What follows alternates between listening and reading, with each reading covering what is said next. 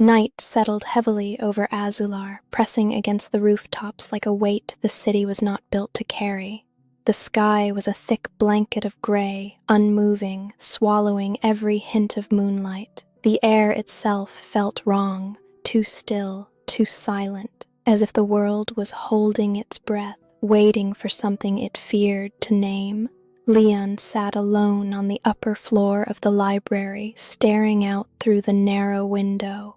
Below her, the stone streets stretched like veins through a sleeping giant. Not a single lantern flickered, not a single merchant, guard, or wandering stray dog passed through the alleys. Even the wind avoided the city tonight. She sensed it. Something was coming, something that the walls of Azular had not seen in decades. She pressed her fingers against the cold glass, trying to steady her heartbeat.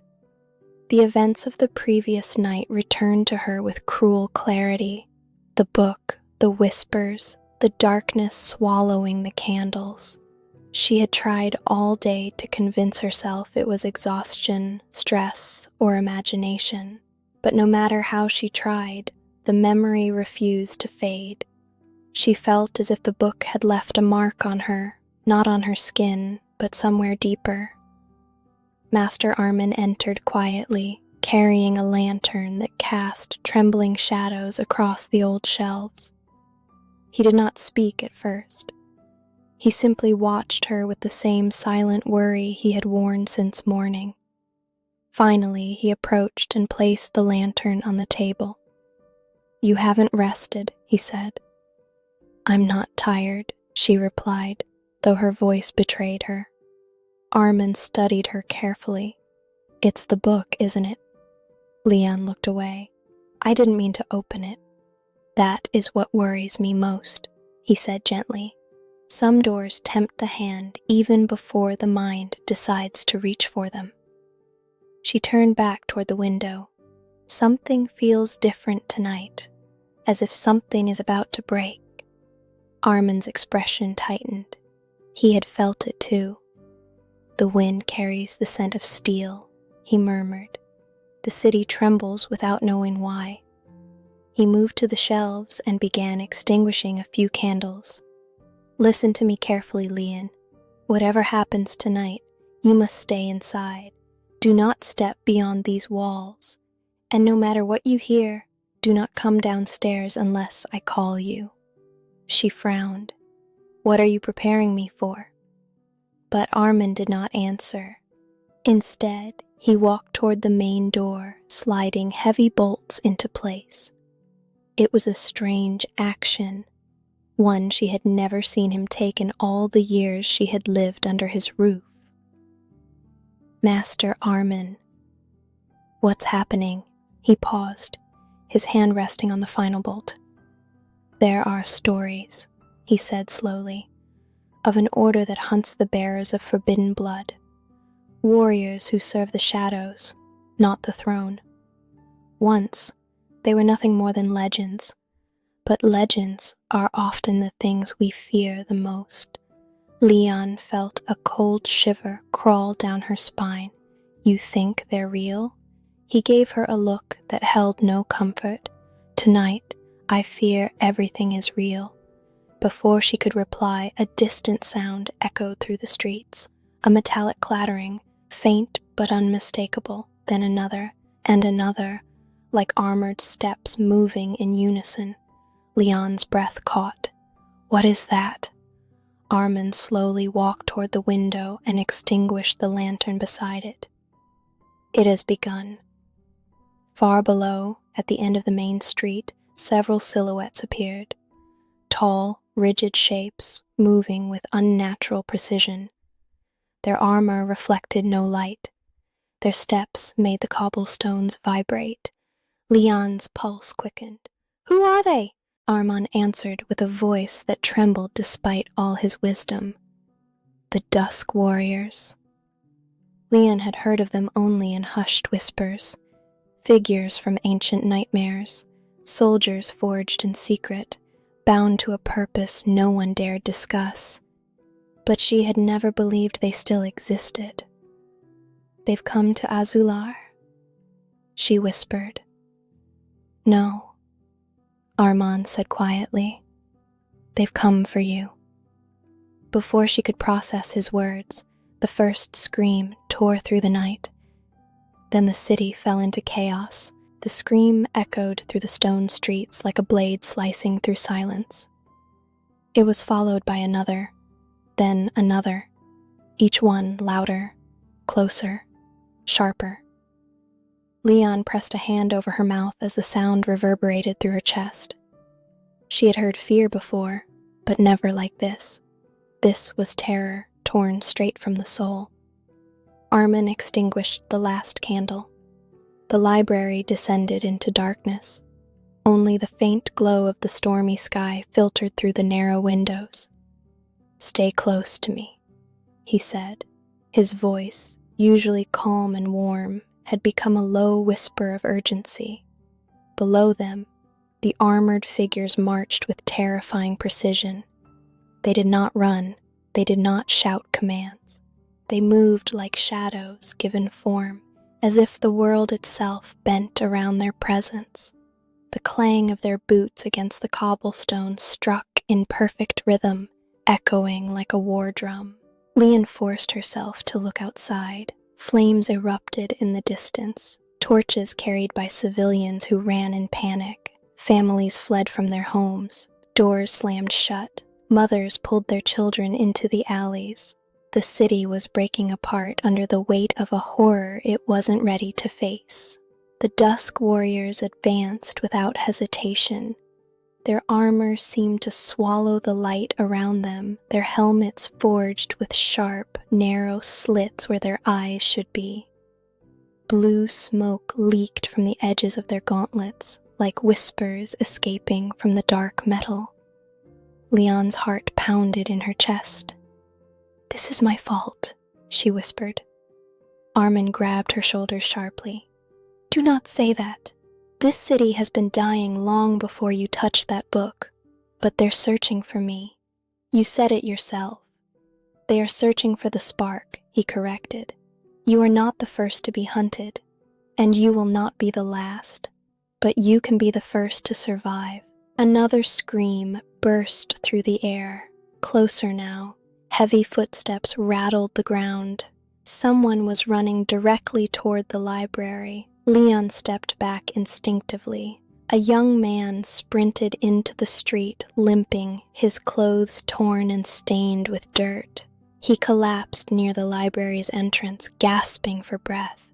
Two Dusk Warriors turned sharply toward him. Their movement was too smooth, too synchronized, like predators locking onto prey.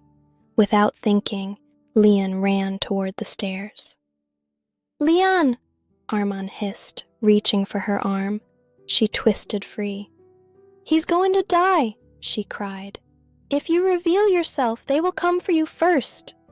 But she was already halfway down the steps. The screams outside had become unbearable. Her pulse hammered violently in her throat as she reached the front door. The young man tried to stand, but he faltered again, gripping his leg. The Dusk Warriors advanced with slow, deliberate steps. They raised their weapons, long, dark blades carved with symbols that pulsed faintly like living veins.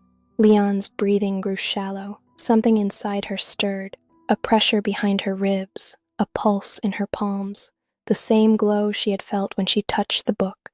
She pressed her hands against the doorframe, trying to stop it. Not now, not here. Arman caught up to her, grabbing her wrist. "You cannot fight them," he whispered. "Not like this." The young man outside lifted his head weakly, his eyes meeting hers through the window. In that brief moment, she saw desperation, raw, consuming desperation, and something else, recognition. He mouthed a single word, "Spark." Her body went rigid. She backed away from the window, shaking her head. No, he can't know.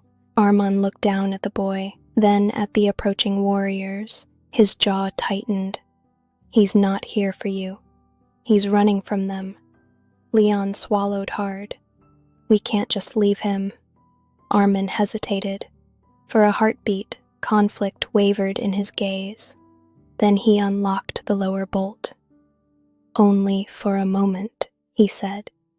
He opened the door just enough for the young man to crawl inside.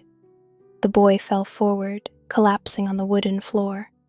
Arman immediately shut the door again, bolting it as silently as possible. Outside, the warriors paused. One tilted its head slowly, listening. Lian's blood froze. The library fell silent. Not a breath, not a sound. Then the warriors moved on. Lian let out a shaky exhale, pressing a hand over her chest. Arman turned to the boy. "Who are you?" The boy coughed, shaking violently. "My name is Kale." He looked up at Lian, eyes dark with exhaustion and fear. "And I swear, if they find you, they won't leave anything alive in this city." Lian's stomach twisted. Kale pointed weakly at her, his voice cracking. "They're not here for Azular, they're here for her." For a long moment, the only sounds inside the library were the strained breaths of the young man and the distant chaos bleeding through the walls.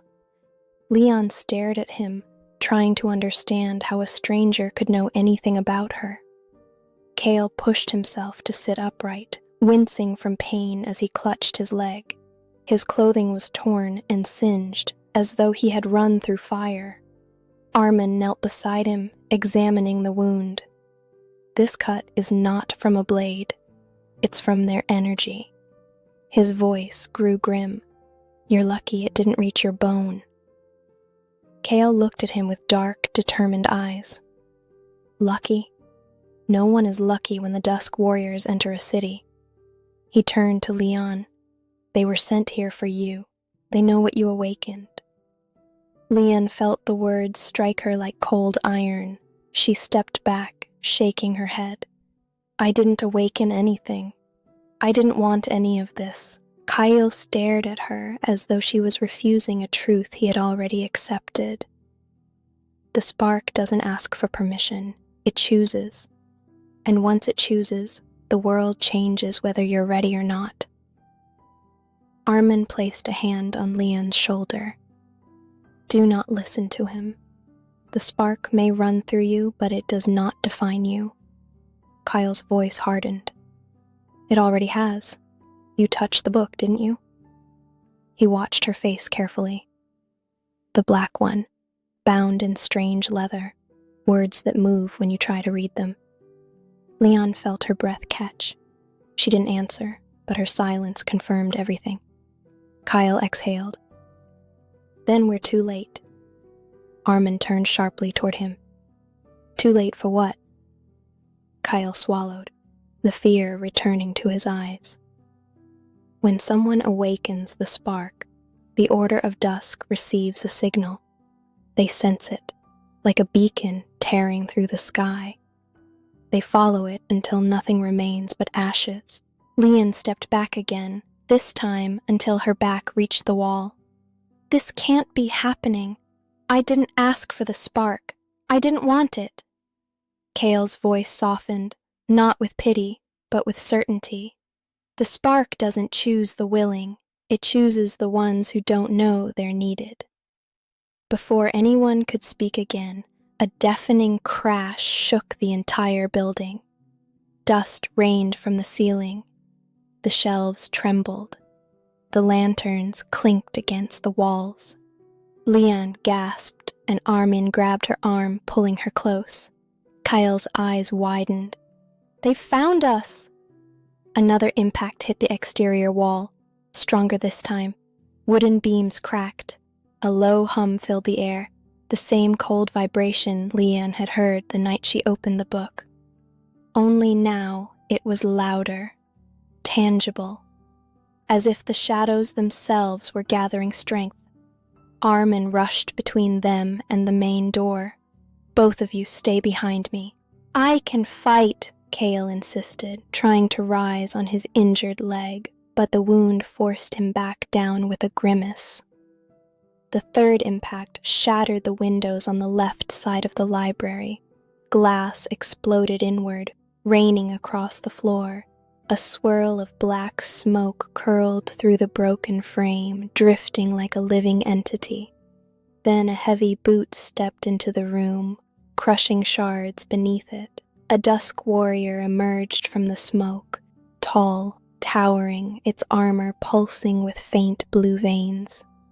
Lian felt her entire body tense. The warrior stepped fully inside, turning its helmet toward them. No face could be seen behind the dark metal, only an endless void where human eyes should be. It raised its weapon, the blade humming with cold blue energy. Arman whispered urgently, "Lian, listen to me. If something happens, run. Do not look back." "I'm not leaving you," she said. "You must," he answered. The warrior began to move toward them. Kale forced himself up despite the pain, staggering to stand beside Arman. "I'll hold them as long as I can." "You can barely stand," Arman said. "It will have to be enough." The warrior's steps echoed slowly, deliberately, as it approached the trio. The library seemed to shrink around them, every shadow bending toward the weapon raised in its hand. Lian felt the pressure build again, the one she had felt when she opened the forbidden book. A faint glow pulsed beneath the skin of her hands, subtle but growing. The warrior halted as if sensing it. The glow in Lian's palms intensified. "No," she whispered, "not now." But the spark didn't listen. The warrior raised its blade. The light in her hands burst outward in a sudden, uncontrolled flash, blue, sharp, blinding. The air cracked with energy. The shelves rattled violently. Arman and Kale shielded their faces as a shockwave tore through the room. For a moment, everything turned white. When the light faded, the warrior had been thrown backward into the far wall. The stone cracked beneath its armor. Lian stared at her hands, trembling. The blue glow slowly faded, leaving only fear. Kyle looked at her with wide eyes. "You don't understand," he said, barely above a whisper. "This is only the beginning." Outside, more footsteps approached. Dozens, maybe hundreds. Arman inhaled shakily. "Lian, we have to leave. Now." And as the shadows gathered beyond the broken windows, the last fragments of Azular's peaceful life collapsed into darkness.